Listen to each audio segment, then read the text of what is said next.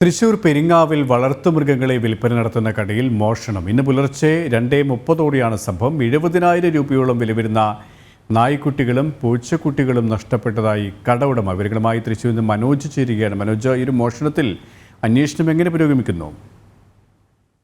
K P. പുലർച്ചെ 2:30 ഈ സ്ഥാപനത്തിന്റെ ഗ്രില്ല് പൊളിച്ചുകൊണ്ട് മോഷ്ടാവ് അകത്തു കയറിയിരിക്കുന്നത്. അതിന്റെ CCTV ദൃശ്യങ്ങളിലൊക്കെ തന്നെ വ്യക്തമാണ്.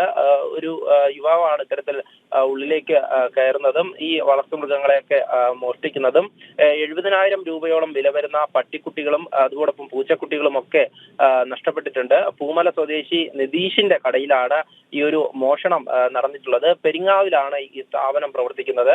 ഈ പുലർച്ചയോടുകൂടി എത്തിയ മോഷ്ടാവ് ഈ ഗ്രില്ല് പൊളിച്ച് അകത്ത് കയറിയ ശേഷം ഈ വളർത്തുമൃഗങ്ങളെയൊക്കെ പിടിച്ചുകൊണ്ടു പോകുന്ന ദൃശ്യങ്ങളാണ് ഇപ്പോൾ ലഭിച്ചിരിക്കുന്നത്. ഇതിൽ പോലീസിന്റെ ഭാഗത്തു നിന്നും ഇയാൾക്കായുള്ള അന്വേഷണം പുരോഗമിക്കുകയാണ്. എന്തായാലും ഇത്രയധികം രൂപ വരുന്ന വളർത്തുമൃഗങ്ങളെ പിടിച്ചുകൊണ്ട് പോയിട്ടുണ്ട്. ഇതുമായി ബന്ധപ്പെട്ട് നിതീഷ് പരാതി നൽകിയിരുന്നു. അതിനെ തുടർന്നാണ് പോലീസിന്റെ ഭാഗത്തു നിന്നുമുള്ള അന്വേഷണം ഇപ്പോൾ പുരോഗമിക്കുന്നത്. കെ.പി.